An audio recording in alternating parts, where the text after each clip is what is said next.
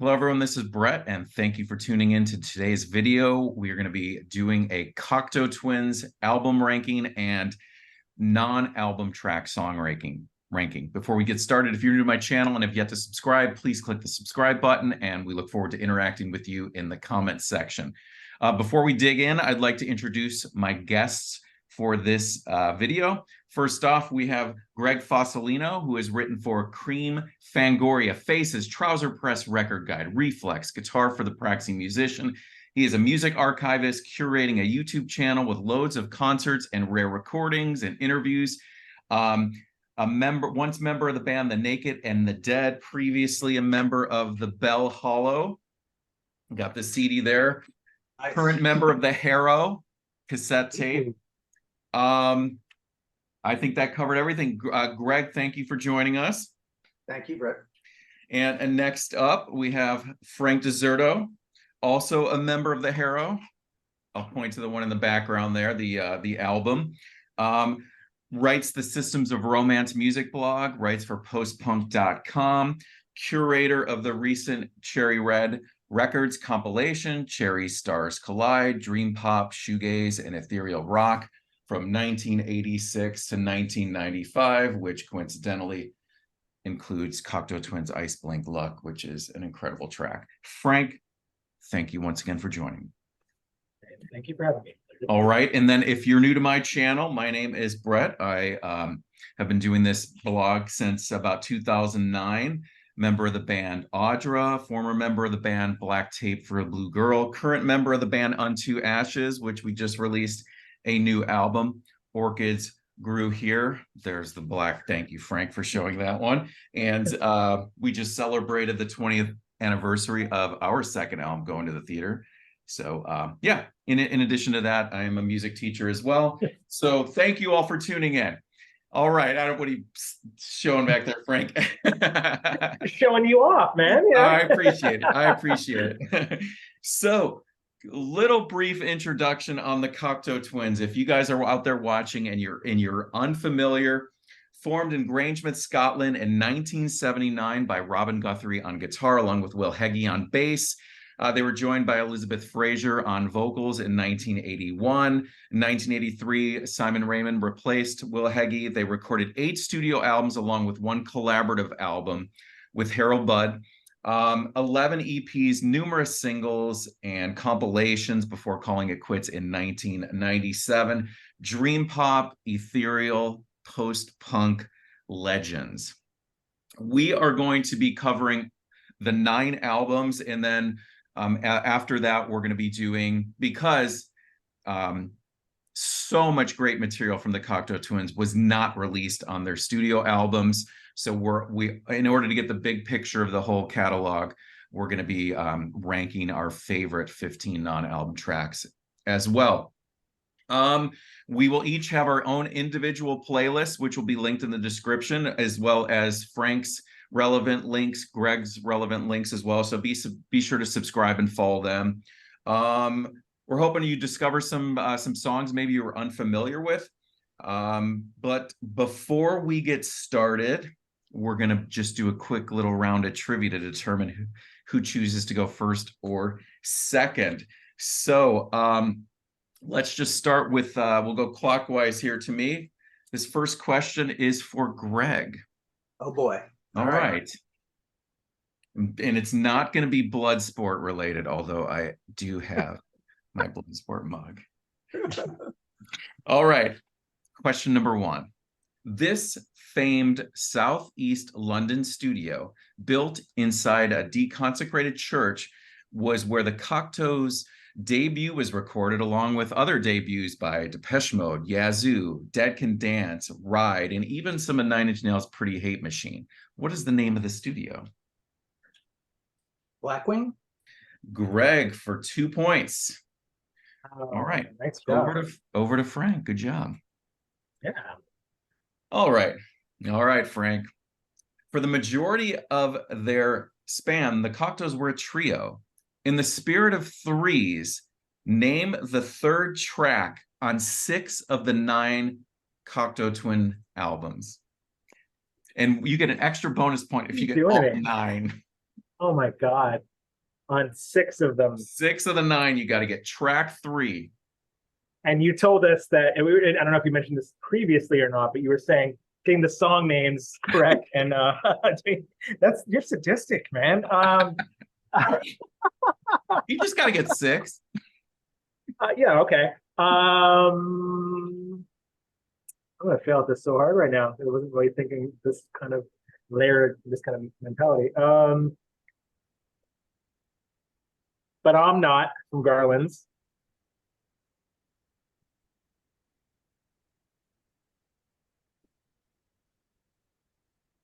What is number 3 on that one? I'm just gonna give up, man. This is like, I can't. My brain can't do this right now. Greg, No. you can swoop I'm not gonna in. give you all the answers.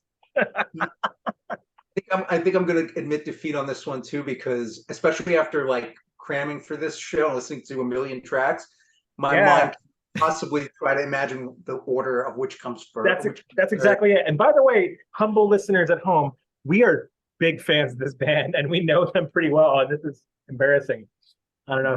That's all right. You know, Frank, you just alluded to it before we even started filming. We were talking about how important it is to write the song titles down because it's very difficult to remember them.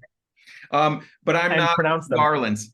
Sugar Hiccup, Head Over Heels, Beatrix.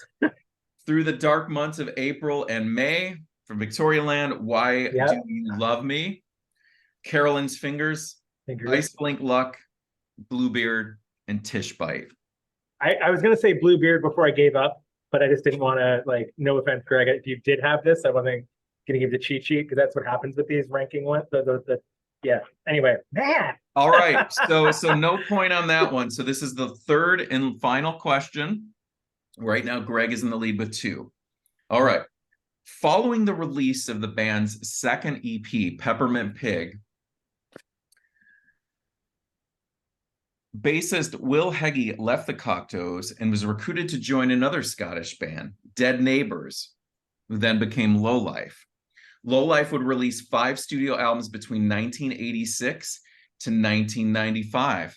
Name all 5 studio albums.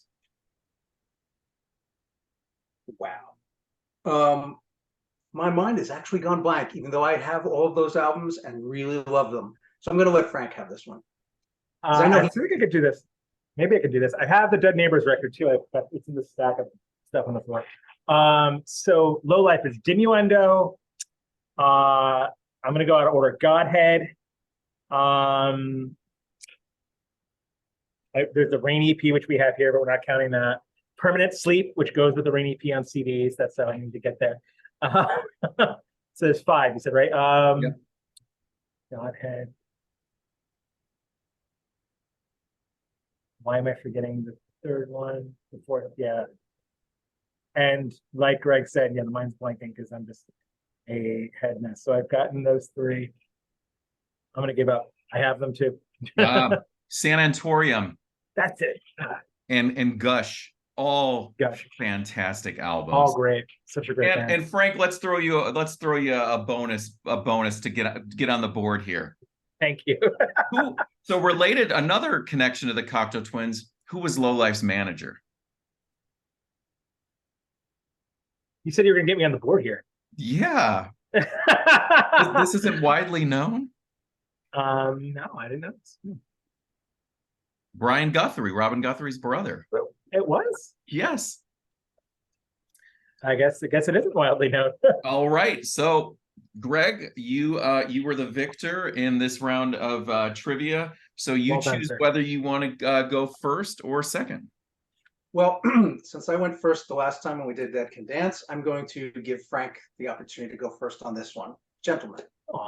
All right. Very, very gentlemanly of you. Thank you, sir. Okay, so before Frank jumps in with his number 9 pick, I've asked the guys, as usual, to write down their predictions for each of our number 1s, and then we'll reveal that when we get down to our number 1 picks. Okay. All right, Frank, take it away when ready. I will. So thank you, Greg, for letting me go first. I'm going to slam a record you love. It's For Counter Cafe for my number 9. We've talked about this record a lot. I know you love it dearly. I like it too a lot. But what I have to say about it is that it's kind of just, it's always been my least favorite. But today I put on this morning as as like a nice wake up album. And it was really pleasant. I really like a lot of it. So I just think it was a little, I think in general, I find it always a little more twee than some of the other material. When I got the Cocteau Twins, it was with a lot of the earlier material, and as a bona fide goth kid. So when I finally got around to this one, I don't think it really hit me as hard as some of the other ones, but it still hasn't. But I do love like a lot of the things that it's kind of adjacent to, a lot of the Sarah Records stuff and like a lot of indie pop. So it's just, I think what I found out on going through this process of listening to it again, that I found out the drum rhythms in this one are a little like kind of canned to me. They sound like a little like kind of like there's not a lot to them, but the songwriting is still really great though. Otherwise, so what I found a lot about when we listened to the catalog is that some of my favorite tracks from this era are a lot of the B-sides. So a lot of the tracks that, I mean, it's kind of always the case with them, but certainly I think this record, I think there were a couple tracks in the middle that get a little gauzy for me. And then the B-sides, I thought like, oh, these are really great tracks and should be on the album, but didn't have the releases that some of the 4AD catalog did. So, yeah, so but that said, I want to say that the opening track on this, which is my favorite track on this, Know Who You Are at Every Age, it's stunning. It is definitely one of my favorite Cocteau Twins tracks, and I love it. And my other two favorites are Summerhead and Pure. So number 9, sorry, Greg, 4 Calendar Cafe. I know that scathing look he gave. I know. I knew it. Okay. You know what? I'll reiterate the same thing we did when we started the Dead Can Dance one. They don't have a bad album. Yes. Correct. I mean, Agreed. I love one of their albums, even the ones that are my lesser favorites. So, you know, you can't really argue with someone's pick. So, I guess I'm up, right? Yep, you're up, Greg. Yeah. Number 9. I should just preface it by saying Cocteau Twins are pretty much my favorite band in the world. So I am a huge fan. Liz Fraser, I'm my favorite female singer.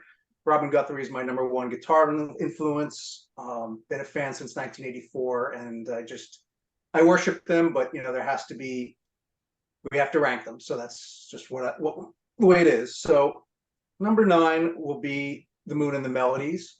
I don't have on vinyl, so I'm going to show it on my phone.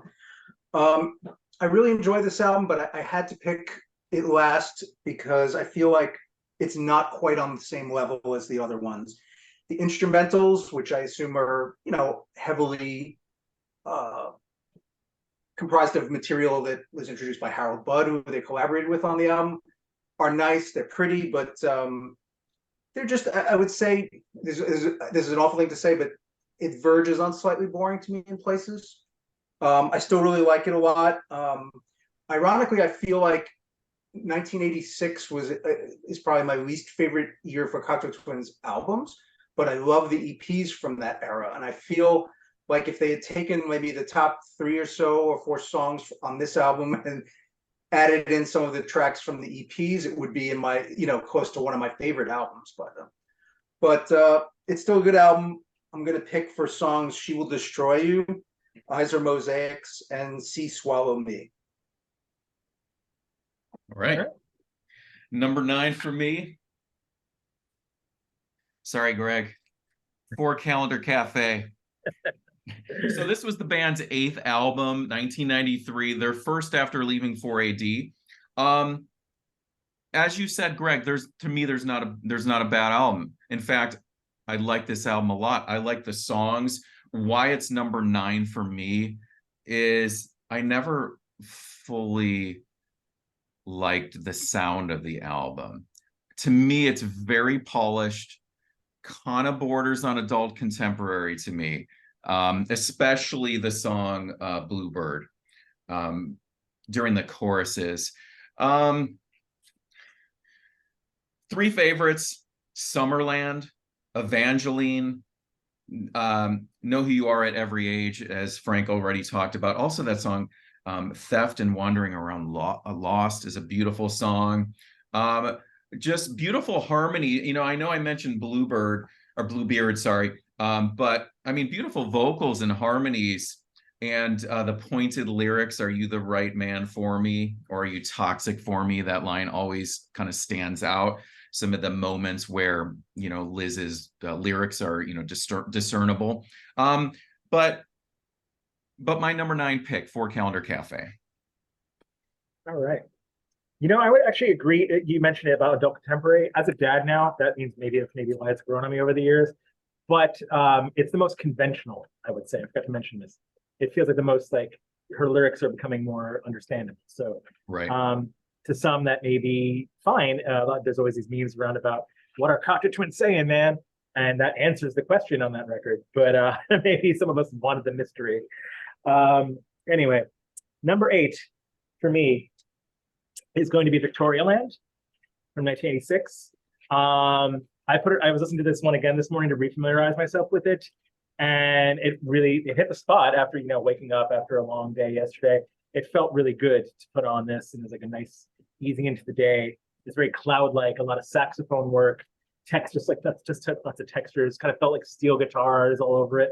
It's simple, it's elegant, it's kind of, boring compared to some of the other records, to use what Greg was saying, but it's also relaxing and nice and hits that mood when you want it. It's like the third Velvet Underground EP. It's not the most immediate, but boy, it really hit the spot when you're in that mood. So it's kind of understated in that way, and that's why I like that about it, but it's got to go somewhere, and it's number 8. My favorite tracks on it are The Thinner the Air, Lazy Calm, and Whale's Tail. So Victorialand. All right, Greg, over to you for your number 8 pick. All right, I'm going to do a repeat. Victorialand is also my number 8, and I would agree with what Frank said on it. It's a lovely album. It grew on me over the years. I think when it first came out, especially this and then Mood and the Melodies, I was disappointed as a fan. I kind of almost sort of got out of them for a little while because I felt like, they'd kind of gotten a little too mellow.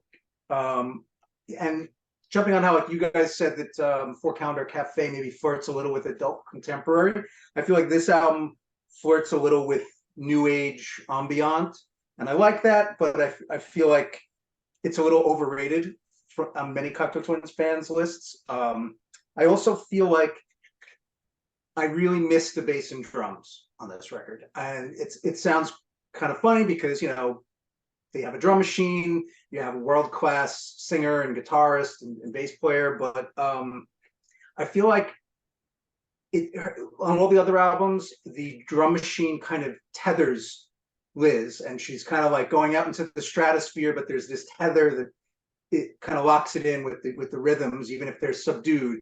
And on this record, that's kind of just gets missed, and it kind of just floats away a little bit to me. So I just don't love it as much as the stuff before it or after it. And as with Moon and the Melodies, I prefer the material from the EPs of this era than I do most of this album. But it is lovely. It's beautiful. It's a wonderful, like, early morning listen, like Frank said. And I'm going to pick from this Whale's Tales, which is a really great song, Lazy Calm, and How to Bring a Blush to the Snow. All right. Number 8 for me. Their third album, Treasure, 1984. I know this might be more of a controversial choice here. The vocal performance on Aloysius is just sublime. Why this sits at number 8 for me is, despite its cool, really jagged guitar parts, the song Persephone is an anxiety inducer for me when that song comes on, and is amongst my least favorite Cocteau Twins songs. So Aloysius is my number 1. My number 2 favorite is Donimo, and my number 3 favorite track is Ivo. Number 8, Treasure. Yeah, controversial. Wow. My number 7 is the other 1986 record, The Moon and the Melodies with Harold Budd.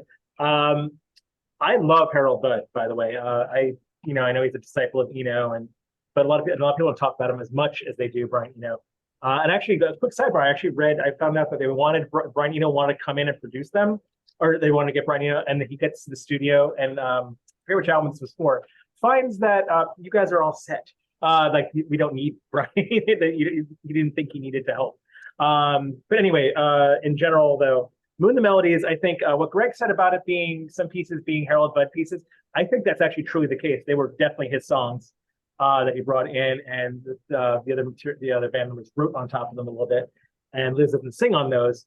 But what I like about it, I like the collaborative thing. Also, the saxophone player from Diffuse, Richard Thomas, was on this, and I love Diffuse or Diffjez, or however you want to pronounce it, but I think it's Diffuse. It's really great there. But yeah, and also it's worth mentioning that Robin Guthrie had so many releases after the Cocteau Twins broke up with Harold Budd involved. So it's clear the two of them had a camaraderie that I think really does sound nice. It's pretty clear which pieces are whose, but I think their styles do blend together very well. And this record is great otherwise. My favorite tracks here, my number one is She Will Destroy You. Second was Memory Gongs, which is definitely a Harold Budd piece in my opinion. And Ooze Out and Away One How. I did it, which is the closing track and one of the longest Cocteau Twins songs. Is my third favorite. So there you have it. Nice. All right, Greg, this is your number 7. More controversy.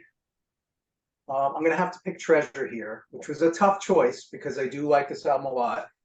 I got into Cocteau Twins in May 1984. Pen Pal recommended them to me, and I just bought Head Over Heels and the EP, a couple of the EPs. Loved them right away. So this was the first album that I experienced in real time as a release and reviewed in my fanzine at the time. And I looked back at my review and I was pretty gushing about it. But then I feel like I went through many years where I kind of was a little down on this album, maybe because a lot of fans seem to say, oh, it's their best album. And I was like, I didn't really think so. And so I kind of, I felt it was overrated and I was underrating it. And now listening to it again this week, I was like, this is a really great album and I do really like it. But I also have some of the same issues that you did with this, Brett. I feel like the production is not, it doesn't really sit 100% right with me. It's a little off in places, I feel. Doesn't really show them off as well as the album, some of the albums afterwards, and maybe even the earlier ones. I also feel like they used the famous John Bonham drum, samples on this album, and in some places it's really cool, but in some places maybe the rhythms on this get a little overbearing. Like my ears get a little tired listening to this album, which is not true about any of their other albums. Great point.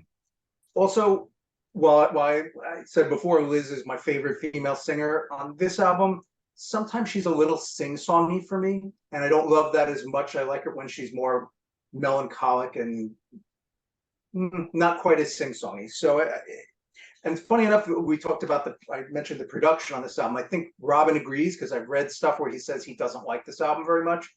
So I kind of go with that, and that's why I had to put it here. So even though I reappraised it and I like it much more, I'm going to put it at 7. As far as songs go, my favorite is Pandora. Second, Sicily, and third, Aloysius, which, as you said, is absolutely gorgeous. Right. Number 7 for me, both of you guys have already covered it, The Moon and the Melodies, what we can consider as their 5th album, 1986, collaboration with Harold Budd. Liz sings on 4 of the 8 songs. I think if Liz was on all 8 songs, I think this album would have been higher.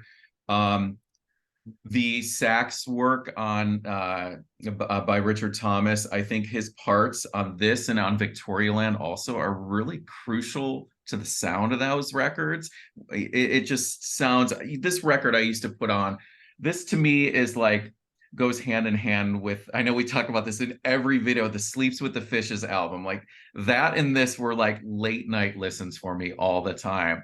But Frank mentioned Ooze Out and Away One How. My number 1, there's that dreamy 2.5-minute intro, and then Liz kicks in for that outro, and it's literally goosebumps. That should go on for another 5 minutes, that ending part, because it's just perfect.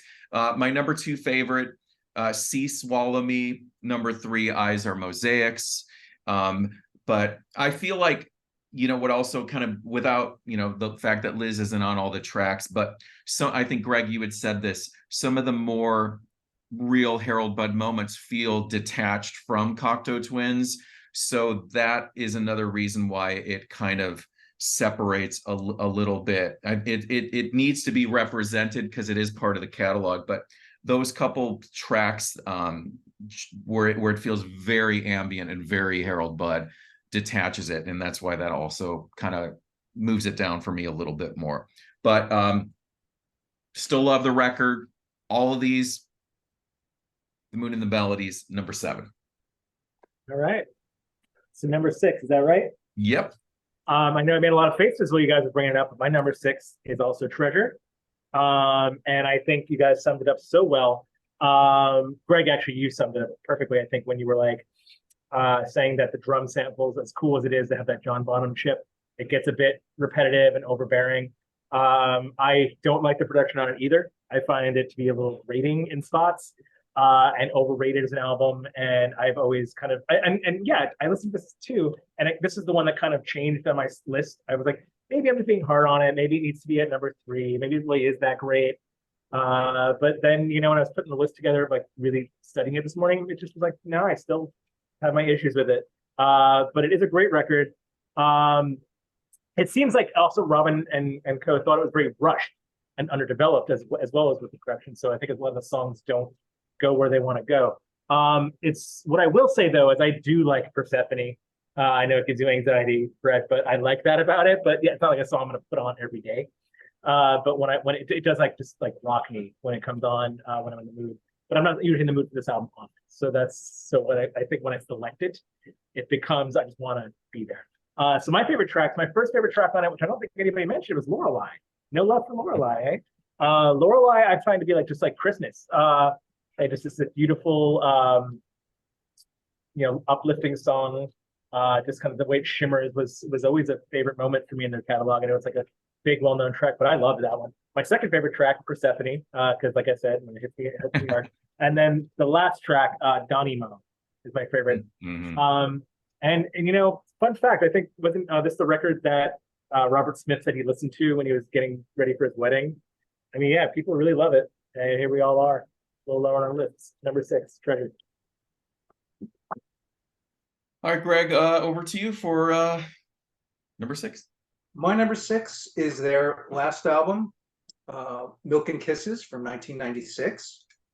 And it's a lovely, sweet farewell. I think it's a great album. It's a nice one to go out on. It dials back the slickness in spots that you guys were talking about with 4 Calendar Cafe. It's got a little bit heavier moments, like certainly Serpent Skirt and Violin are heavier than anything they've done in years. Violin in particular is to me one of their iconic later songs, and one of the few moments in the band's catalog where they're actually kind of sexy, which I like about it. And I also really love Rilke and Hart because I'm a big Jeff Buckley fan, and the story behind that song and their romance, and it just gets me every time. I get choked up listening to that one. So I do really like the album. It does have a few songs that I'm not going to say they're filler, but they don't kind of hit the same spot. And so it probably would go higher if it weren't for the fact that it's not as consistent as I would maybe love it to be. Like Frank was saying before, there's some B-sides that might have made the album a little bit stronger. But overall, I think it's for being the band's last album, it's pretty great. And songs, number 1, Violin, number 2, Rilke and Hart, and number 3, Serpent Skirt. So number 6, Milk and Kisses. Right on. All right. Controversial pick number 2. Number 6 for me, the band's second album, Head Over Heels from 1983. As cliche as this sounds, this album goes up and down for me depending on when I listen to and my mood. There's some days where I'm just like, this is just spectacular. Other days it doesn't connect with me. Their first album after Will Heggie's departure, it was recorded as a duo between Robin and Liz. One of the reasons, a couple reasons why this album kind of dropped for me on my kind of deep reevaluation that we've all gone through over the last month preparing for this video. Multifoiled is one of the weak ones for me with its kind of bluesy swagger. In the Gold Dust Rush, The music is great, the acoustic guitar, the bridge, but the main vocal section never connected for me. I believe she's saying fool's gold, but every time I hear it, I think she's saying foosball, and I can't get past that. Oh my God. I know, right? So let's talk about my favorites now. When Mama Was Moth, that cool outro, Liz's call and response. When you listen in headphones, you got the main low vocal part on the left, and then you have that high part pan to the right with those really heavily affected drums. In Our Angelhood, which is kind of maybe harkens more back to their first album, Garlands, upbeat, post-punk, excellent track. My number 3 favorite, Sugar Hiccup. That long note that she sustains around 2.5 minutes is just really great. So that is my number 6 pick, Head Over Heels.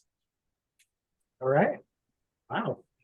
My number 5 pick is going to be Milk and Kisses from 1996. This is the reissue copy. We were talking about this in 4 Calendar Cafe got reissued pretty recently, maybe actually 6 years ago, but what is time? Anyway, so when I got the Cocteau Twins, I got a 2 sweep. I think I got Bluebell Knoll was first, and this might have been second, but by second I mean like the same day.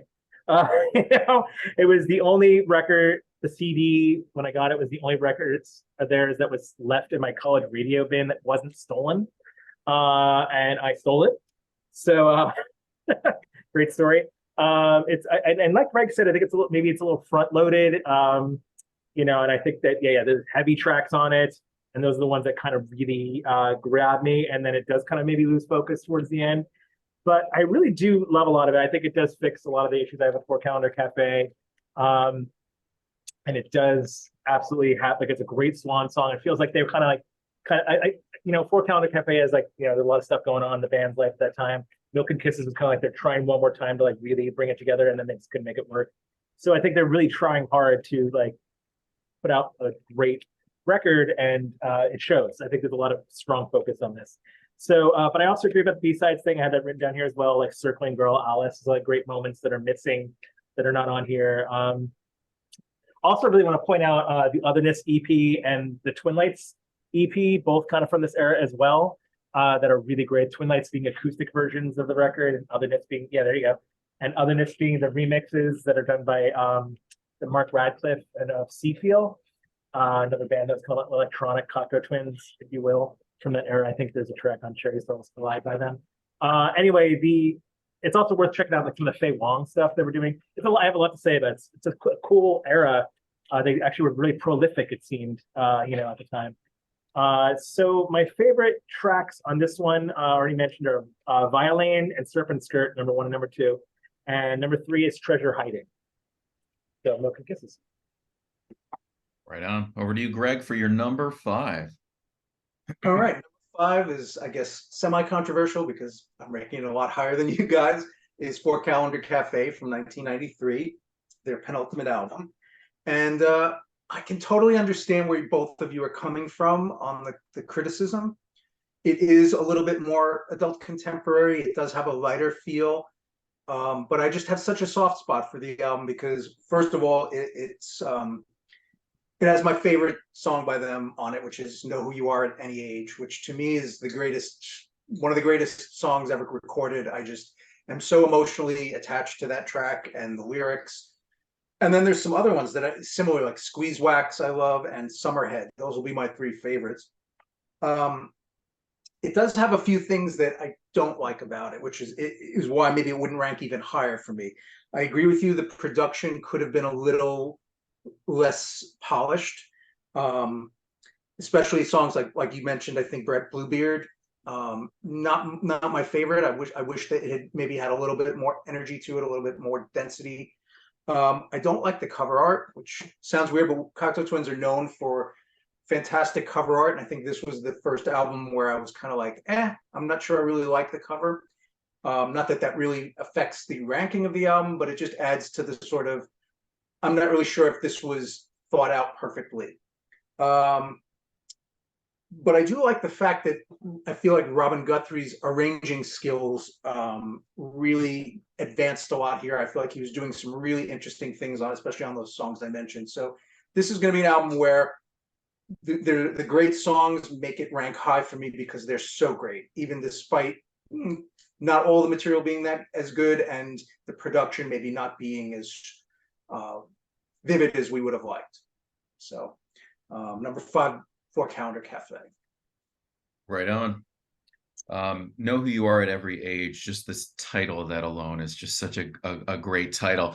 And I'm glad you brought up the artwork on For Calendar Cafe, because it kind of goes hand in hand with the production. I think it's definitely more obvious and upfront, where you have the more kind of all the other, just looking at your wall behind you there and how more vague and artistic the covers are. I think For Calendar Cafe is a lot more obvious and upfront. But it's cool to see. I love doing these. I really enjoy seeing where you guys are, how we differ between our opinions on this one. All right, here we go, number 5. All right, Bluebell Knoll, 1988, the band's 6th album. The three of us heavily discussed this back in our best albums of 1988 video. So I'll leave a link for that if you want to check that out. We had a blast compiling our 25 favorites. This was my entry point to the band the first time I heard it, which we discussed, Suckling the Mender, back in 1988. Let's talk about my favorite tracks. Carolyn's Fingers is top tier Cocteau Twins for me. Ella, Megalast, Burls Forever, also excellent. And my third favorite on this one is For Phoebe, Still a Baby. This is number 5 for me. This album kind of floated around anywhere between number 3 and number 5 for me until I had to make a decision right before filming this video this morning that this is where it's going to sit right now. Number 5, Bluebell Knoll. Which is also my number 4, Bluebell Knoll. We talked about it so much in 1988. I hate to repeat myself, but it's the sound of spring. Really, to me, it just like comes alive despite this like black and white cover. The CD copy of it kind of puts some more color into it. And that's what I first got. And I think it was my first entry point to the band, the same day as Milk and Kisses. So it's funny they kind of go together. Usually the first ones usually the one you love the best, but here we are. I think it's a great, vibrantly lush record. It's beautiful. My favorite track, I don't want to repeat myself too much, but the opening moments of Bluebell Knoll itself with those harpsichord bits, I love, and the way it sweeps and takes off after that, it kills me. So that's my number 1 favorite. My number 2 favorite is the Itchy Globo Blow, and third is Carolyn's Fingers, which I agree with you, Greg. Brett is top tier Cocteau Twins, and such a great single, and it's a great first song to listen to if you're getting to them. So Bluebell Knoll, number 4. Not to be repetitive, but number 4 for me is also Bluebell Knoll. And like you said, Brett, when I was going through these, even up to this morning, it was ranking anywhere from 3 to 7. I was floating around. What eventually brought it up to number 4 for me was that I feel like it's such a consistent album. Mm-hmm. I think that's one of the reasons why I ranked it a little bit higher than Milk and Kisses and For Calendar Cafe, even though I think the high points of those 2 albums might be greater for me than the high points of this album. It doesn't really have any weaker tracks, and it's just such a wonderful, consistent, flowing, beautiful record from start to finish. So we do, as you said, we talked about it in the previous video, but I would also say that I slept on this album at the time it came out. I was into listening to some other things. I guess I had been a little less than excited by Victorialand and Moon and the Melodies, so I got it at the time, but didn't fall in love with it. But later on, as I listened to it more, its charms just wore on me very well. So number 4, Bluebell Knoll. Did you pick your favorite tracks? Yeah, did you say your favorite? They're going to be the same as I did in the 1988 video, which is Itchy Globo Blow. I always mix that one up. You did it. Chico Buff, or Chico Buff, however you pronounce it, and Spooning Good Singing Gum. All right, number 4 for me, this was the biggest surprise, I think, on my list. I think this is maybe the most overlooked. I mean, generalizing here, I feel like this album is the most overlooked one in their catalog, and that's their final album, Milk and Kisses, 1996. This album, the more I revisited it, the more I was just, wow, there's so much great stuff. And then, you know, you guys were already alluding to the non-album tracks, which we're going to get into when the album's complete here. But I found myself listening to this one over and over again throughout the duration of this, preparing for this video, and it revealed so much more to me than I thought I felt about this record here. So that was the biggest surprise on my list for me personally. Serpent Skirt, top tier Cocteau Twins, vocal, melody, performance in the chorus. I'm going to be using the word stunning multiple times, truly stunning. The bridge that leads out of that second chorus, also exquisite. Violin is pretty epic with that. There's that eighth note tremolo guitar part that makes me think of How Soon Is Now from the Smiths. I had a hard time deciding on songs for this one more than any of the other records because I felt like there was just so many moments that needed to be talked about. And I teetered on my third and fourth pick between two half gifts, that wonderful plucky little track. Simon's playing these triad arpeggios on bass, outlining the chord progression. Just a great song. And I'm going to throw a fourth one. Eperdue is another favorite on this one. So Milk and Kisses is my number 4. What I love about Milk and Kisses is that Simon's playing on that is just so pronounced. I think I read somewhere that that Robin was kind of at that point like coming in the studio less and less and less for a lot of reasons. And in general, I think Simon was kind of like tasked with like doing a lot of the recording and really, you know, and his bass playing is kind of like, well, I'm putting myself in the mix, dang it. So you know, it's really, really present on that record. And I do love it. And it's for being, you know, one of the first ones I ever heard that's kind of as a bass player that really stuck out to me and reminded me, you know, it's good. So yeah, underrated all around, folks at home. Please don't see the album. Covers only slightly better than 4 Calendar Cafe, but it's it's still yeah. All right, so number 3 for me. Here we are, top 3. I want to also, for anybody who watched the 1988 video, apologies. I think I said I like Bluebell No better. I'm wrong. It's Heaven in Las Vegas. Number 3 for me. It's a total masterpiece. Brett, we and I did this piece about 1990 records a long time ago, and this is my favorite 1990. And it's one of the best albums of its time and its place.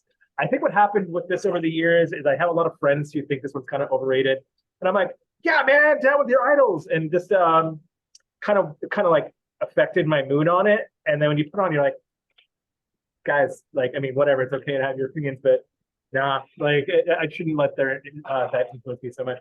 However, it's just like the epitome of that, like, it's like the peak release before, if they ended with this, it would be, I love those other 2 records we talked about, but if they ended with this, is such a good way to go. They had so much turmoil going on in the band, but it's also like a lot of family deaths, a lot of problems between the couple, Liz and Robin, and generally, but also it's about life, birth, and Lucy Bell was born right before this. So for Liz, it gave her a lot of clarity. It's the songs she really shimmers on it, like really like feels so vibrant and full of life. And then some of the music on it is so dark. So it's kind of like a really nice balance between those 2 things for me. And produced immaculately, everything about it is just kind of right in the pocket. I also thought Simon's very present on this one too. And it's just so it's a really great record, and he comes through great on this. So my favorites in this one, the last track, Frou Frou Foxes and Midsummer Fires.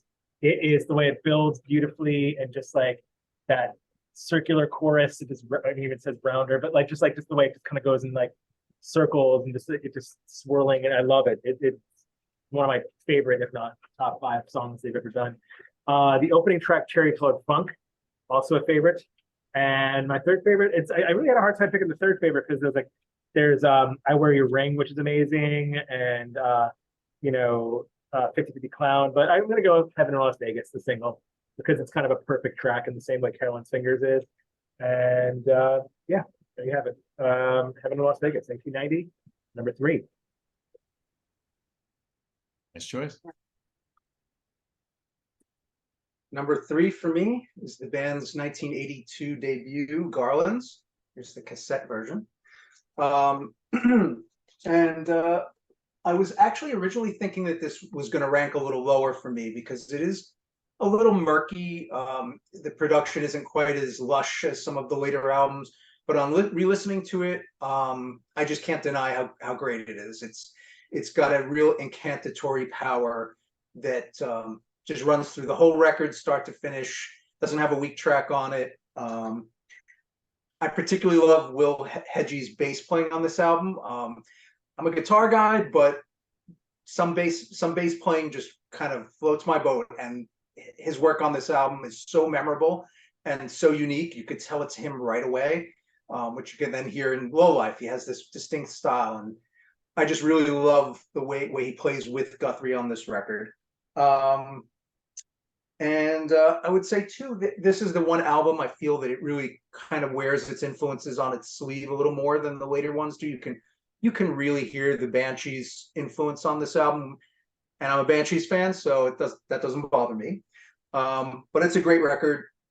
My favorite track is the title track, Garlands, which is beautiful.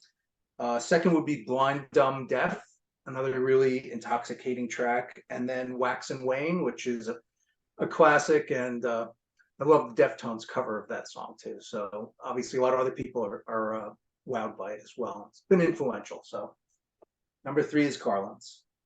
Well, Greg, number 3 for me is also Garlands. I mean, you described well said on everything you presented.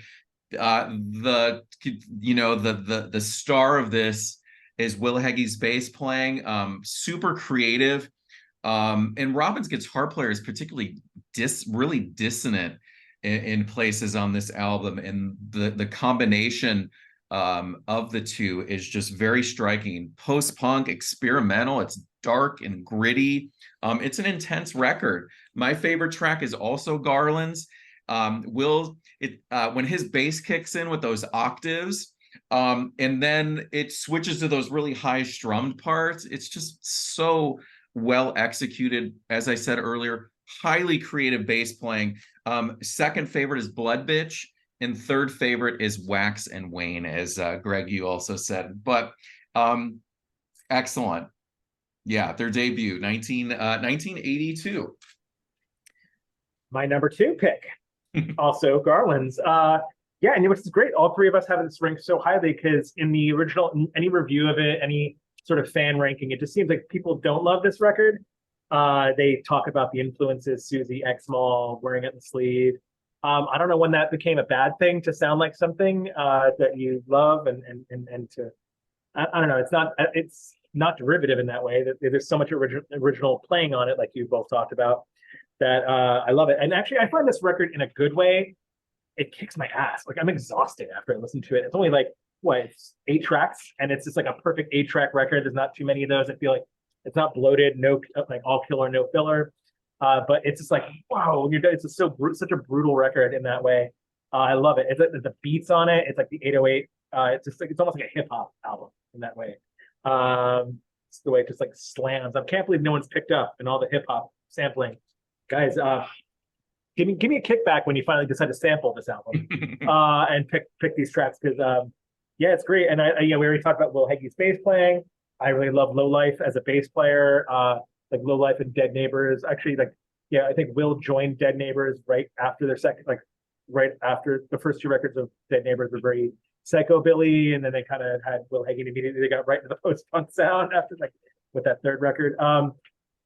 Yeah, there's so much good stuff. I mean, and the guitar work you already talked about, the way it's so shrill and it's nasty. It never plays like that really again. There's not a lot of beauty, but it's just very intense. I love, it's so good. Yeah, my favorite track on this also is Garlands. I DJ it almost every set I ever do. Any of you watching gets kind of see me do that. Epic. And the Autumns, by the way, this band, the Autumns, do an amazing cover. It's a little rocky, but it just has all the pieces in its place. My second favorite track, Wax and Wane, and the way that the bass line is very hypnotic. And kudos to the Deftones for actually attempting that and nailing it. Could have really gone disastrously. And my third favorite track is the third track, which is why I was able to answer that question, but I'm not. Yeah, so yeah, Garland's my number two. Cocteau Twins album, 1982, the year I was born. All right, number two for me is Heaven or Las Vegas. It's an absolutely perfect album from start to finish. It is just marvelous and so colorful and lush, which I think is really reflected in the album cover. It's one of those albums where the mood of the music is what you get. If you could put one up, we could see it just feels so colorful and so lush and so atmospheric. There you go. For me, this was the album that like cemented them as like my favorite band or one of my few favorite bands. I got so back into them when this came out and just absolutely adored it. I think it's some of the best musical work from each of the three members. I think some of Robin's most innovative guitar playing is on this album. Simon's bass is fantastic, and I think this might be Liz's best vocal performance on any of the albums. There's not much more I could say about it. I absolutely adore this album. It's a 10 out of 10. Favorite track is the title track, Heaven or Las Vegas, which is super iconic and I think one of their definitive songs. And if you were to ask me to play one song to somebody who had never heard them before to give them an idea what the band sounds like, I might pick that one. Number two is Pitch the Baby, which is gorgeous. Lovely guitar on that one. And number three is Road, River, and Rail, which is really haunting and so elegant. So number two, Heaven or Las Vegas. Great choice. Greg, we're lining up again. Number two for me, Heaven or Las Vegas. Their seventh album, their last one on 4AD. 1990, perhaps their most widely known album. Frank, you had said about, people kind of saying, oh, it's not that great. Is it contrarian to say you don't rate this album highly? Because this album is just excellent in my opinion, and obviously we're all placing it high. And the influence of this album, being a music teacher, I've had requests from teenagers wanting to learn Heaven or Las Vegas on guitar, that, without getting nerdy here, the descending major seventh arpeggios that make up that verse section of the song. Cherry Colored Funk requests a teenage bass student wanting to learn that. So this album is kind of spanning generations and it's being kind of passed on, which is totally a great thing. Favorite tracks, Ice Blink Luck, top tier Cocteau Twins. I love, speaking of the bass guitar, I love how up front the bass is on that one. And halfway through the verse, it jumps forward even more, which almost sounds like a Fender 6 or like a baritone bass. How when that kicks in. Great song. My second favorite, Frank, you already mentioned, Fro Foxes in Midsummer Fires. Beautiful, beautiful song. And then the opening track, Cherry Colored Funk.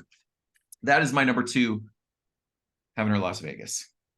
Okay, we're at our number one now. So time for our predictions. So Frank, you are going first here. So I'm going to hold up my card. So I have to say that I was clueless on what I thought you guys would pick on this one. This was just kind of like, thinking of Frank, what am I thinking his number one is going to be without ever talking about it? What is Greg going to think? But there's my choice for Frank. That's what I came up with. Greg, what do you think Frank's is going to be? And for those of you just listening, I chose Head Over Heels. I was wrong. I chose Garland's because I know he loves that album so much. Yeah, that's true. Yeah, both valid guesses, and one is correct, and one was my number two. So you guys were in the pocket. I can say it's definitely Head Over Heels. Greg, I'm surprised that you didn't think so, because the amount of times I've ripped off When Mama Was Moth in the Harrow. Twice now. I've done it twice, I think, with Exile and with what other track? There's another one. I don't know. There's another track we did that I just had that big cavern. Which one, Greg? Nile, maybe? Which one? White Nile, maybe? Yeah, maybe. But either way, I definitely did that twice. That big cavernous reverb kick drum And I'm like, I'm just gonna. I might have even did it a third time in my life. So yeah, basically, this whole record is one of my favorite albums of all time. Perfect start to back. It's got some moments where, like, I know Brett, you mentioned it does have a warble in it, but I like the imperfections on it, and I find it makes all the stronger. It builds upon the repetition that's on Garland's.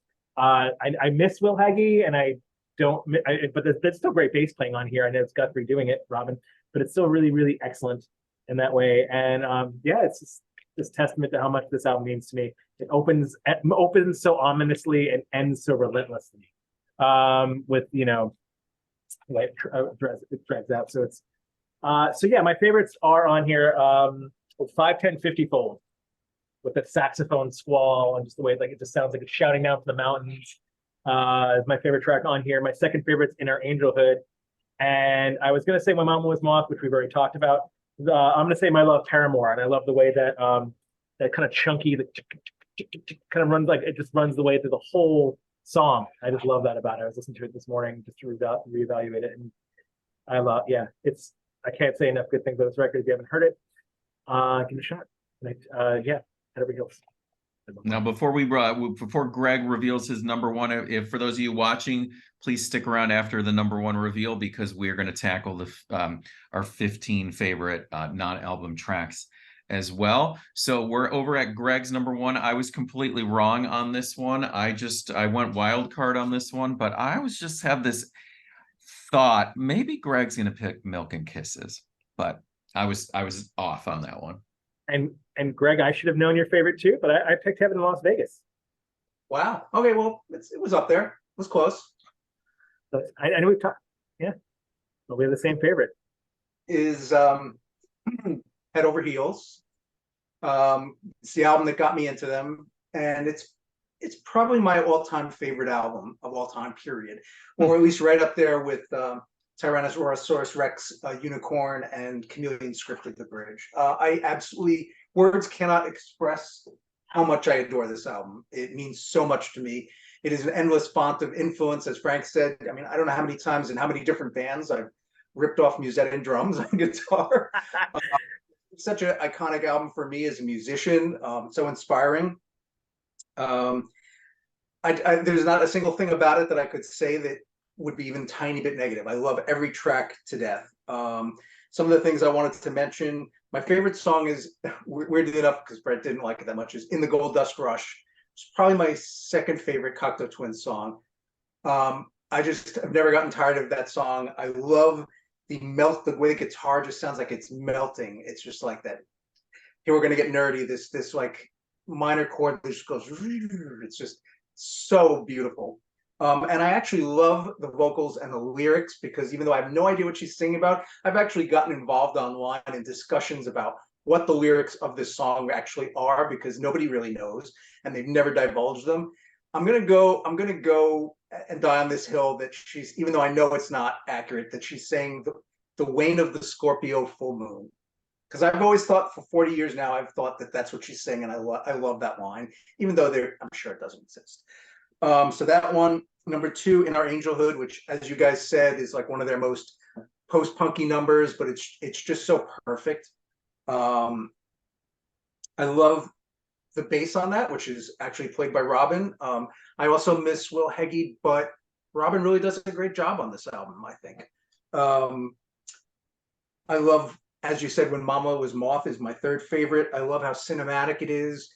It almost reminds me, and Frank, you'll probably back me up on this, of some of the stuff on side 2 of Low. It has that kind of like you're in a city at night, seeing like fog and city lights, and there's this ambient wash of sound coming at you, and it just always puts me in this great frame of mind to start the album. And then I would also say I like the jazzy, bluesy tinges on this album, like multi-foiled and 5-10-50 fold. I think that adds a little bit of something different to the album that Garland's didn't. Garland's is a great album, but it's very homogenous. It's like hitting you with one thing pretty much start to finish. I love how this album kind of evolves into all these different soundscapes, even though it all fits together. So number one, Head Over Heels, possibly my favorite album of all time. number one. We Great talk choice. for a second we talk for a second about the misheard lyrics thing, because I can't believe none of us talked about sugar hiccuping your Cheerios along this video so far, but I know we're gonna get in the comments, so I just want to put it out there. I think it's Cheerios, guys. Okay. Am I right about foosball?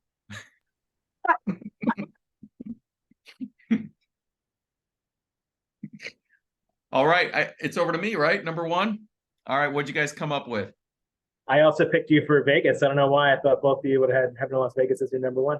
I'm wrong. I also took a wild guess and thought Heaven or Las Vegas for you, Brett. Well, I went with Victoria Land. The fourth album, 1986. As if I didn't say it in the beginning of the video, I always knew what my number one and number nine were going to be, although I listened to everything, and this still retained the number one spot. This was recorded as a duo with Liz and Robin when Simon was working on This Mortal Coil. We already talked about Richard Thomas, Diffuse on sax when we were talking about The Moon and the Melodies. Dreamy, ethereal, acoustic. Favorite tracks on this one, Lazy Calm. There's that, the only way I can describe it is like ambient sax. It's just such a mood setter. The vocal melody kicks in around 3 minutes, and it's just really quite perfect. Fluffy Tufts is another favorite. And in title alone, this is a great title. Throughout the Dark Months of April and May, another great one. But really, it could have been any song on this album. But for me, number one Cocteau Twins is Victoria Land. All right. So this was incredibly enjoyable for me, just to see how we kind of we were in alignment on certain things and dramatically different on other things. So now we're going to tackle the 15 non-album tracks, as we talked about in the intro. To get the full scope of the Cocteau Twins, there are so many, if not some of their very best songs, were put on the EPs, and we're going to tackle those right now. We'll just keep the same order, and we're going to descend from 15 to number one. I highly encourage all of you to check out our playlist links as well. So if you're unfamiliar, you can listen in. So we'll take it over to Frank with number 15. All right, great. Number 15. So I want to preface this by saying, listening to the entire catalog, we originally thought about picking 25, and then we realized there was only 40 tracks or so that are outside of the album. So that kind of seemed like a lot. But then in having to whittle things down, numbers 16, 18, 19, we're all like, oh no, I hate to cut them. And one of them that I had the hardest time putting there, but I wanted to represent it, even though I don't have it on vinyl in any way, but it kind of surprised me, and I listened to it 3 times today to make sure it belongs at number 15, was An Ellen from Tishbite. From the Tishbite single, you can see my little crappily cut out facsimile here with a little CD sticker on it, but it's not a CD at all. Yeah, number 15, it just really, just the way it was very mesmerizing and repetitive, but in a way that I thought was driving. It's 1996, so it's like the Milk and Kisses era, where I thought that's such a prolific time, and yeah, it just really hit me today. And again, 3 times to listen just to make sure it did it, and it was a nice surprise to kind of rediscover that track. So I want to make sure I include it. Greg. 15 is the band's very last recording ever, a song called Touch Upon Touch, which kind of just jumped into my list on recent listening, because I actually think it's a really great song. I'm not sure why they didn't release it as a single, because I think it would have actually made a nice final single. It appeared on 2 different compilations, Volume 17, which I believe was from the NME, and a compilation called Splashed with Many a Speck, and that was in 1996. And then later was issued on the band's compilation Treasure Hiding the Fontana Years. And I think it's a really underrated song, and it's sort of sad though too, because it makes me wish there was more, because they were, even continuing on Milk and Kisses, they were ending on a high note. They were still firing on all cylinders. It's a really good song. So number 15, Touch Upon Touch. Number 15 for me is, I imagine a lot of people got exposed to the Cocteau Twins from this release. The song is Crushed from the 1987 4AD compilation, Lonely is an Eyesore. Probably introduced a lot of people to many of the bands on here. Dead Can Dance, Clan of Zymox, Wolfgang Press, Stiff Juzz, Throwing Muses, This Mortal Coil as well. Highly recommend this compilation if you're unfamiliar with it. But my number 15 is Crushed. My number 14, I thought I had it in my stack here. It's in this mess on my floor here somewhere. Greg, since it's behind you, can you grab the Peppermint Pig EP and show that for us for the class? It's to your upper right there. My number 14 track is Hazel from this record. It's here somewhere. I'm going to go with Hazel. It's a really bizarre choice. They are on the record for hating this EP. They didn't like how the producer, Robin Guthrie, doesn't like the Lindrum, but he used it anyway on this EP. The producer apparently didn't like the band's music and didn't treat it with kindness. But there's a couple really great tracks on here. Hazel being one of them. I love this the way it's frantic, it's spastic. Like it's whoa. This that heavy percussion on it. Shouting vocals. There's a BBC version of it that has Cinder Flame with Gordon Sharp. Now Cinder Flame from Cindy Talk that I love hearing. So yeah, it's a really cool track. I think I have a certain fondness for it from playing it a lot out. I think Greg, when Bell Hollow was playing at that, where I DJ'd upstairs and downstairs, I think I played Hazel upstairs. Yeah, remember that? So yeah, I've always had a fondness for it. I think it's a really cool track. My number 14. All right. My number 14 is Great Spangled Fritillary from the Echoes in the Shallow Bay EP, which I did own, but it seems to have gone missing. I don't know if one of you guys could show it. It's one of several excellent EPs they issued in that 84 to 86 period. And it's also one of their, what I call their Butterfly Magic songs they were doing around that period, where she was basing the lyrics on butterfly species. The only other thing I want to say about it, which is kind of amusing, and it made me think of it because you were saying before, Brett, about how this band spans generations. And I was reflecting on that while you were talking and thinking, yeah, it really does, because I'm a early Gen Xer, and my wife is a millennial, and my kids are Gen Z, and we all love Cocteau Twins. And I used to play Cocteau Twins for my kids when they were infants, when I was rocking them and stuff, and they all like them now. And it's one band that we can all agree on and all enjoy. And so, yeah, that just reminded me, because this song, my wife's name is Brittany, and I always tease her, and I call her the Great Spangled Fritillary. So That's great. That's great. I don't think I ever heard you call her that. Oh, it's my turn. All right, number 14 for me. Golden Vein from the Twin Lights. I have the double 7-inch here. One of the little treasures that I found, back when, our knees and back could withstand digging in crates on the floor underneath the normal counters at the record store. And then I found this for like $1, and it was an incredible score. 1995 acoustic, minimal.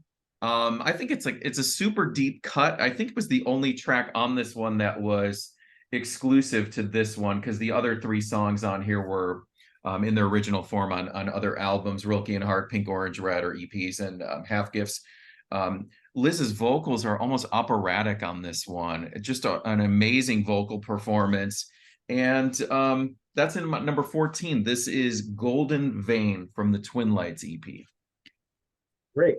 Apologies for all the ADD digging around back here, but I realized that I also didn't have the first EP, and then I also can't put them in. But my number 13 track is It's All But an Arc Lark from Lullaby. Lullaby is from 1982. Came out shortly after Garland's. It's a little bit of a progression from the repetition and the production. It's just so long. It's like their stairway, if you will. It's all about the bass on this one, the way it kind of throbs, like Will Hagee's playing on it. It's mantra-like. It evolves. It has a lot of noises and the same kind of beats that are on Garland's, but it just opens up a lot and twists and turns throughout the whole track. So yeah, It's All But an Arc Lark, number 13 for me. My number 13 is a song that it's one of their song titles that I absolutely adore, because it's just so fun. It's a song called Hi Monkey Monk. which was released on a Enemy Gigantic compilation in 1990. And it's just very lovely. And it's one of those songs that I wish had been on an album because I don't think it gets as much attention as it should. Yeah, it's on this cool little thing I have here. Yep. My Monkey Monks track 2 on this promotional release. I think I didn't know about till I found it. Yeah, cool choice. Great choice. Number 13 for me is going to be the 1996 B-side to their final single, Violain, which is Milk and Kisses era, and that is Tranquil Eye. And I don't have the single for it, but I want to show these two compilations that came out that collects all these non-album tracks for, I think, for the most part, the Lullabies to Violain Volume 1 and 2. So a lot of these singles and EPs have become so hard to find these days and expensive. So if you can track down these CD comps, they're very extensive. Once again, it just proves how many gems didn't get put on the albums, but this song, Tranquil Eye, is my number 13. Cool. My number 12 is from a similar era, and I do have the single, and it's also got almost the exact same cover as 4 Calendar Cafe. The track is Summer Blink, the second B-side on Evangeline 1983. But I first heard it on the Doom Generation soundtrack, which I also got pretty early on from the CD radio station and stole that soundtrack and listened to it relentlessly in college because it had Slow Dive, who I was really getting into in college, and Love and Rockets and Curve, who I just had heard of at the time. So Summer Blink has always been kind of special to me in that way as one of the first tracks of theirs I loved. And, maybe it doesn't need to go on 4 Calendar Cafe, but just talking about how many tracks were left off that record earlier in the video, that certainly is one of them to highlight. And the second summer track in that record, Summerhead, Summer Blink, they kind of get confusing. I love them both, though. Greg, number 12. My number 12 is a song from their 1985 EP, Ikey Guinea. I think that's how you pronounce it. And the track is called Quiscose or Quiscose. I'm not exactly sure how to pronounce that one either. It's a really haunting song. It has an absolutely amazing bass line. And I was just reflecting while we were going over this, and this reminds me, I think that they're one of the best 80s bands in as far as B-sides go, maybe second only to the Smiths, where a lot of times the song that I love the most on one of their singles or EPs is not the A-side, but one of the B-sides. And this is a perfect example. I mean, Ikey Guinea is a great song, but I just really, really love some of the B-sides to that. And Quiscose is wonderful. So number 12. Number 12 for me. 1985 was the year of EPs. There were 3 of them. And I'm going with Pink, Orange, Red from the Tiny Dynamite EP. 2 weeks later, they would release Echoes in a Shallow Bay. Those heavily affected single guitar strums when that song starts are just so powerful. Pink, Orange, Red, my number 12. Which is my number 11, Brett. I mean, seriously, I love that we do this stuff sometimes and it kind of works out. Pink, Orange, Red, 1985, the first track on this EP, such a dreamy opening and sort of passionate. It's kind of one of those songs you want played at your wedding kind of vibe, It sort of blows my mind. I love the vocal interplay on this. It kind of blows my mind, though, that the band recorded all these tracks, the 2 EPs, the Butterfly EPs, if you will, not intending on releasing to the public. They're like, we're just putting around the studio, and they put them out. And not to spoil anything, but I think if you put these 2 EPs together, which has happened in some CD issues, it might give Head Over Heels a run for its money. It's these 2 EPs especially are so strong, front to back, perfect. They are amongst my favorite releases in the Cocteau Twins catalog, and I find them to be god tier as far as their really anything else. Like it definitely I definitely like this better than Treasure. Definitely like it better than Victoria Land, and so on and so forth. So Pink, Orange, Red is the first of tracks I will talk about from this. And there you go.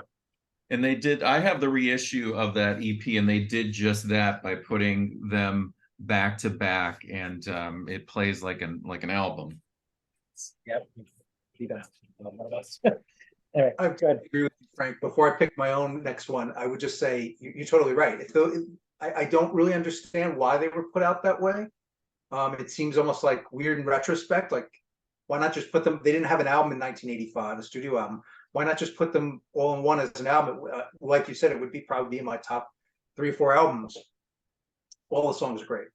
But for my number 11, I'm going to go with one from Lullabies. And I'm going to pick the song Feathers or Blades. I feel like it's more sophisticated arrangement-wise than a lot of their early songs. I really like that, and I love the vocal.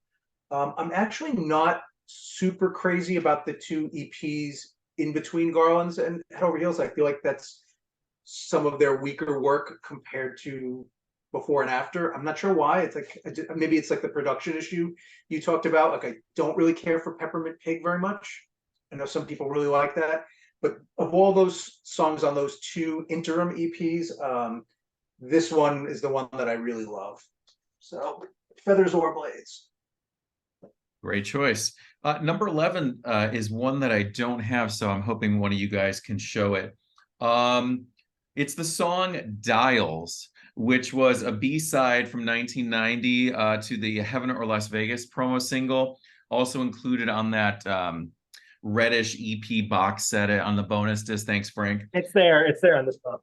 Yeah, it's a beautiful track, minimal, dreamy. There's that underlaying ambient kind of synth backing that sustains throughout the whole song. It's just a great track. My number 11, Dials. Cool. My number 10, we're at 10, right? It's Salt Titan Eton from Tiny Dynamite. The chorus, if you want to call it that, where like a multi-track Liz just shouts and whoops over the bass line, and the wall of guitars that come in around it. It's stunning. It just floors me. But otherwise it's just funny when that comes in. The whole track's kind of tropical and breezy and floats along. It's really pleasant, and then that hits you like, what just happened? Kind of knocks you off your feet. So number 10, Salt Titan Eton. That was number 10 or number 9? Number 10. Okay. So my number 10 is from the EP Sunburst and Snowblind, which was kind of a companion piece to Head Over Heels. I don't know what the time difference was between them. Did I grab the wrong one? Yeah. Yeah, it came out the month after Head Over Heels. I bought them at the same time. Those were the first 2 releases I bought. And so I've always kind of seen them as one piece almost. And I believe actually the cassette version, which I got at the same time, includes the EP on it. To me, I mean, obviously they were recorded at the same time and they all fit together.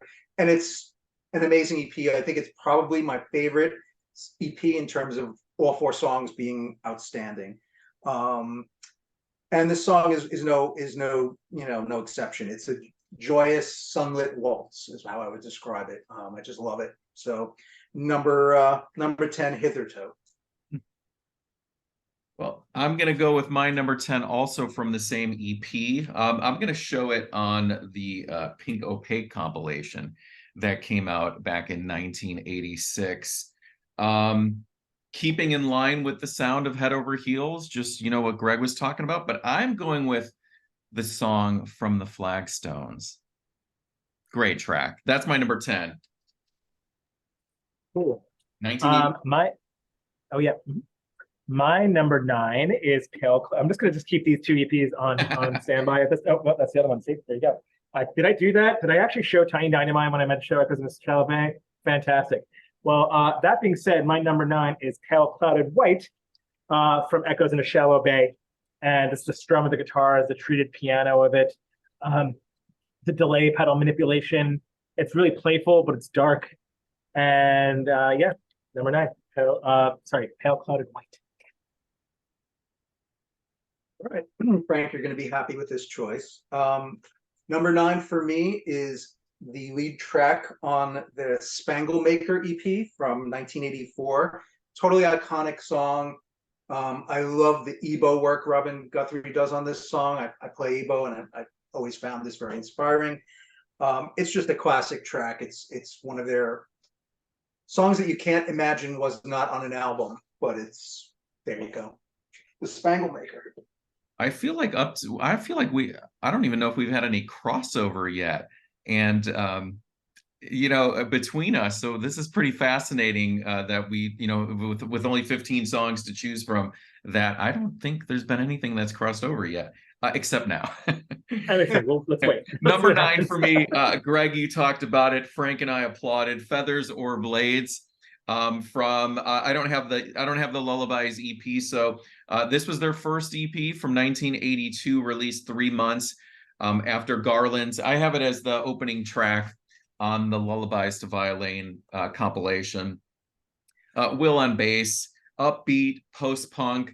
It brings to mind, you guys already mentioned the Banshees, but also makes me think of Bauhaus too, and just kind of that just nice, dark, upbeat, post-punk energy. So that's my number 9, Feathers or Blades. Number 8 for me, like I told you, these 2 EPs are just going to sit at my fingertips for the next little bit. Is the Great Spangled Fritillary, the shimmering twinkles, I think Greg, you mentioned all throughout the track. And I love the big foghorn noises that opens track. Just that wow kind of noise. It kind of hits there. A lot of secrets in this song. Yeah, the way it's building, like Simon starts getting a little galloping bass lines coming about 3/4 of the way through the track. And yeah, number 8, Great Spangled Fritillary, like the Twins. All right, my number 8 is a song both you guys mentioned before. I think both of you, or at least I know Frank did, which is Pink, Orange, Red, also from Tiny Dynamite. And in re-listening to it, I was astounded to like think this track came out in 1985, and yet the guitar work on it, wow, it sounds like Slow Dive. It sounds like what was coming out in the shoegaze scene 5, 6, 7 years later. And I feel like this is like shoegaze guitar precursor in a nutshell, that song. And I was just stunned to listen to it and think, wow, that's really an unheralded major influence. I mean, no, My Buddy Valentine gets all the accolades as far as shoegaze guitar, but I feel like Pink, Orange, Red, you can hear it right there. That's it. Nice choice. I think we did, all 3 of us had that song on the list, so that was the hat trick song so far. Number 8, this one I didn't know that I liked it as much as I did until this complete re-immersion into the catalog. And for me, number 8 is the 1990 B-side to the Ice Blink Lux single, which is Heaven or Las Vegas era. If someone has this, Mazaki the Mizan, if I'm saying that right. Thanks, Frank. The vocal melody that we're graced with in the first 40 seconds is just stunning. So Mazaki the Mizan, I have it once again in that compilation, Lullabies to Violin. So number 8, Mazaki the Mizan. It's cool you picked that, and because I was listening to those tracks too, and it's the one case where the B-sides don't do it for me as much as the album does. So I'm just glad to get some representation, and we're going to talk about the Ice Blink Monk single. So thank you for picking it. Yes. My number 7 was a track Greg said you didn't like that much. I love it. I've DJ'd it. I mean, it's usually Garland's or this, or Wax and Wayne, or Peppermint Pig. So I'm going to go the 12-inch version with the extended intro. It takes a little while to get there for the vocals to come in. It's just a regular staple for me, and it just kind of rips and shreds and twists and turns a bit like a roller coaster. Yeah, it's an interesting track. I think most people don't like it that much, but it's my number 7. All right. For my number 7, I'm going back to Ike Guinea from 1985 for the thunderous instrumental Rococo, which is, I think it's their best instrumental. The drums are absolutely killer. It reminds me of something you would hear on the first Dead Can Dance album. And yeah, I'm generally don't pick their instrumentals as among my favorite songs, but this one really rocks my world. Rococo. Nice choice. Number 7 for me, also going to Milk and Kisses era. The 1996 B-side to one of the CD singles for Violin, which proved to be their final single, a glorious track called Smile. Also a collected on the Lullabies to Violin. Anyone have that violin single? No. All right. So No, not vinyl, CD only. CD only. So yeah, Smile is my number 7 pick. Cool. Greg, great point out about the instrumentals, by the way, because they're the ones that, some of those are the ones that made my 16, 17, 18. Rococo was one of those, is instrumentals on the EPs that I'm holding up again, because it is number 6 is Plain Tiger. And yeah, it's a, Greg, this is, I think of all the songs, I know you say Cocteau Twins are your biggest influences. Plain Tiger is the one I hear a lot of your work on there. It's such an emotionally crushing song, a heavy beat, tremendous melody, plucked and strummed, a lot of really trademark pedal noises, and yeah, this is one of my favorites. Plain Tiger. Have you chosen every song from that so far? No, I got to cut the instrumentals because you made us pick, 15 and not 25. Otherwise, yeah, I would have. All right. We're up to what? Number 6? Number 6. Another track from Sunburst and Snowblind, which is From the Flagstones, which you already picked, I believe, Brett. Brett. Great song. It's just enchanting. I mean, what else can you say? It's vintage, perfect Cocteau Twins. It's just a great song. So I really didn't have anything else to say about it. It's one of those tracks you put on, and if you like Cocteau Twins, you're like, oh yeah, that's it. So just when you hear the title, I immediately hear the vocals in my head. That's how kind of captivating it is. Number 6 for me. This has been shown by you, Greg, a couple of times. The title track, Akia Guinea, from the 1985 EP, which came out a few months after Treasure towards the end of 1984. But 1985, how many times can we say beautiful? The intertwining layered vocals of Liz on that track is just really great. So Akia Guinea is my number 6 pick. My number 5 also comes from the Akia Guinea EP, and it's Kookaburra, which I think should have been, the single, or a single, or whatever you want to call it. It kind of sounds like a precursor to Carolyn's Figures. Heaven in Las Vegas is that bright, sweeping, definitive Cocteau Twins joyous sound to it. So Kookaburra, number 5. Yeah. My number 5, Frank, if you could hold up Echoes in a Shallow Bay again, because mine is missing, is a song also mentioned earlier, which is Pale Clouded White, which is an incantatory classic. I love that track. So yeah, not much more to say about it. You covered it before. Pale Clouded White. Number 5 for me comes from the EP, which I don't have it anymore. I don't know what happened to it, but this was the first Cocteau Twins I ever physically owned. And that was the Love's Easy Tears EP from 1986. The title track, Love's Easy Tears. It's one of my all-time, thank you guys. It's one of my all-time favorite Cocteau Twins song. And that was Love's Easy Tears, 1986. It was their final EP for 4AD, even though they, left after Heaven or Las Vegas. But they're lasted an amazing run of EPs, which we're documenting here in our ranking. So number 5 for me, Love's Easy Tears, which is one I cut and put. It was more like in the 17, 18 era. Glad to hear it's represented. My number again, there it is.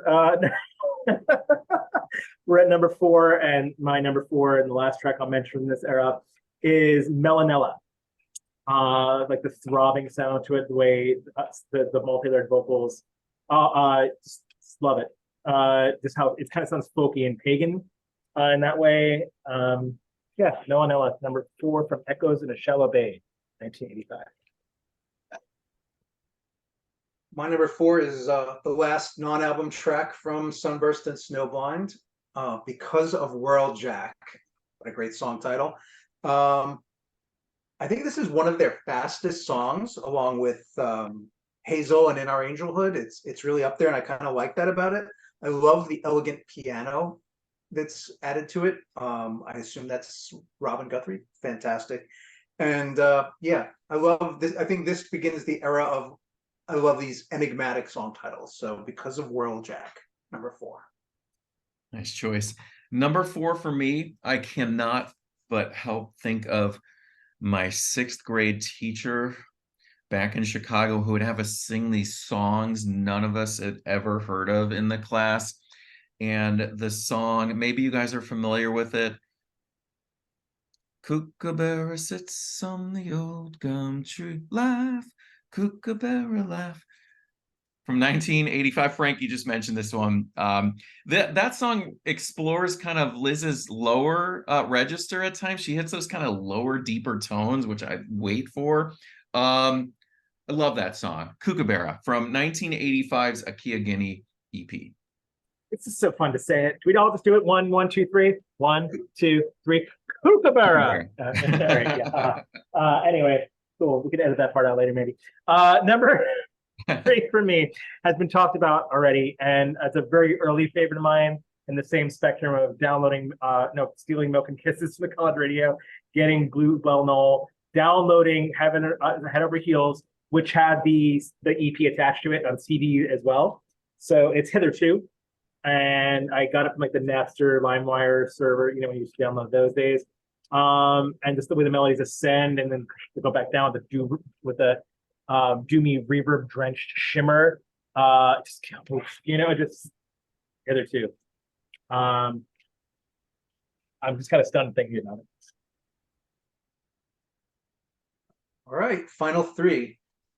Number 3 from the Spangle Maker 1984 EP is the song Pepper Tree. Beautifully arranged. You feel like you're walking through some sort of grotto with sunlight twinkling down. I mean, those are all the adjectives people use when they talk about Cocteau Twins, and Pepper Tree really has that. It's just one of those cathedrals of sound. I love this song. So number 3, Pepper Tree. It's a great song title too.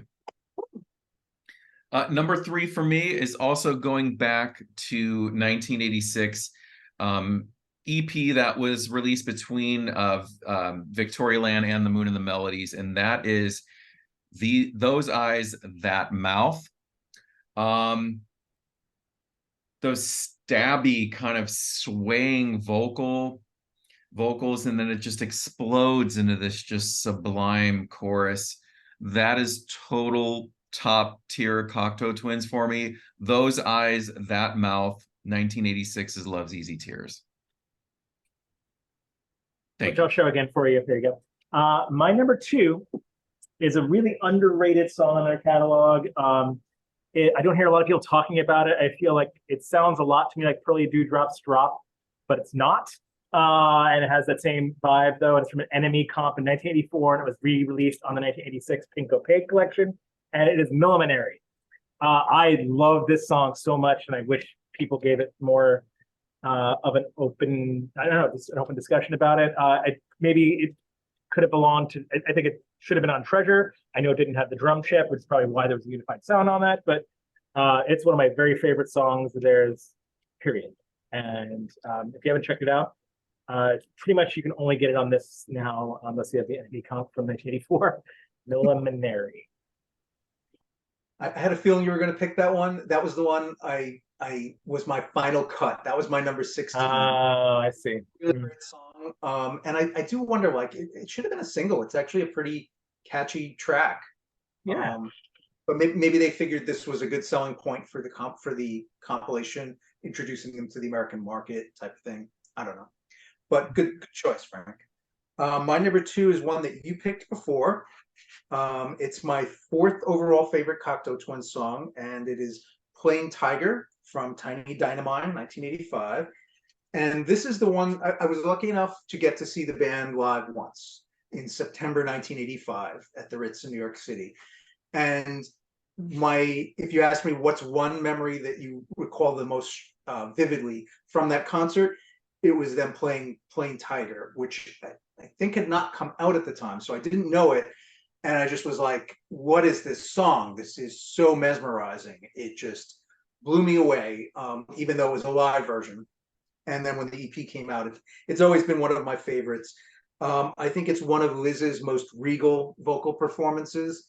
The lead guitar, I think you would call it even a solo, rare Robin Guthrie. It's sort of like a guitar solo, is absolutely mind-blowing. I just cannot get enough of Plain Tiger. I think it's one of their greatest achievements. Number 2. right. And yes, it's fine, Frank. You were right. Number 2 for me, released the same year as Treasure. An emotionally perfect song, Pearly Dewdrops Drops, from the Spangle Maker EP, the 7-inch version of it. I think the 12-inch version, maybe a little too much repetition at the end. I think the 7-inch version closes up the emotion and the sentiment really nicely with the perfect amount of repeats at the end. So Pearly Dewdrops Drops is just a perfect song, and that's my number 2. The Pink Opaque. You can also hear it on there as well. Oh, number 1, huh? Number 1. You know me, you know this is my number 1 favorite Cocteau Twins track of all time. So much so that I've my email address. I probably shouldn't say that on this YouTube video. But anyway, yeah, it's the high holiest of holies. It's the Spangle Maker. Untouchable. It's the opening drum and bass combo and the feedback squalls, the EBO. And then it just opens up into Be My Baby. It just opens up into this big boom, boom, Phil Spector wall of noise, and just and Be My Baby is my favorite song of all time. So anything that even recalls that in some way, it's no shock that my favorite Cocteau Twins song also recalls that for me. So it's like I knew this was my number 1. I listened to it this morning just to make sure, and I almost couldn't do anything else afterward. Spangle Maker. Great choice.